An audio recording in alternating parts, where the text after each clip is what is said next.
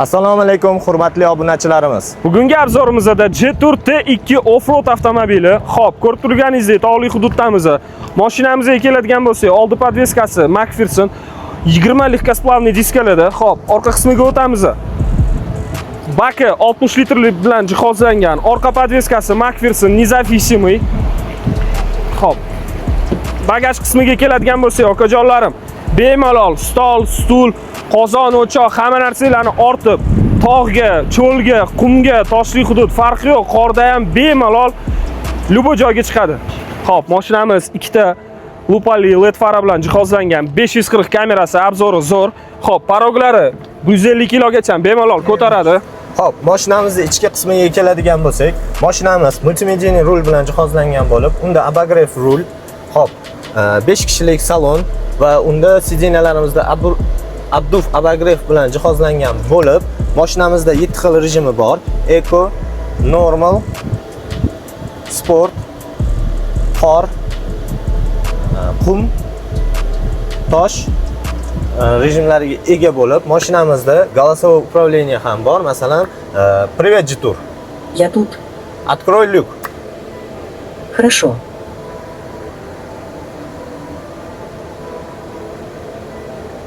Ko'rib turganingizdek, голосовое управленияsi ham bor. Mashinamizni endi bir test qilib ko'ramiz.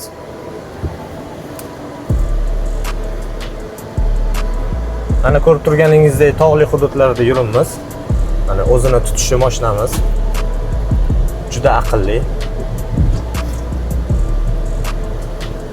Har xil toshli, qumli yoki qorli joylarda bemalol haydab yursangiz bo'ladi. Hop, kameralariga keladigan bo'lsak, mashinamiz 540 kameraga ega. Yurib turgan joyingizda kameralarni ko'rishingiz mumkin. Juda zo'r. Gap bo'lishi mumkin emas. Ancha aqlli mashina ekan.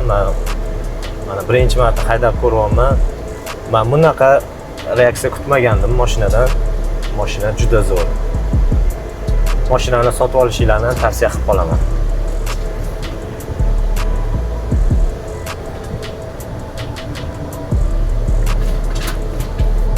Yumshoqqina.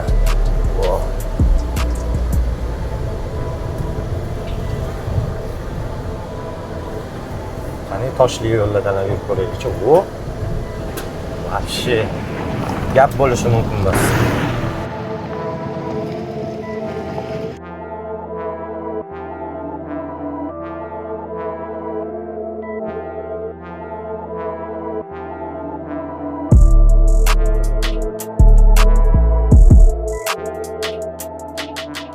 Agarda sizga Jetour avtomobilimizni obzori yoqqan bo'lsa, kommentariyaga o'z fikringizni yozib qoldiring. Hamda keyingi obzorimiz qaysi avtomobilga bo'lishini xohlasangiz, kommentariyaga yozib o'ting.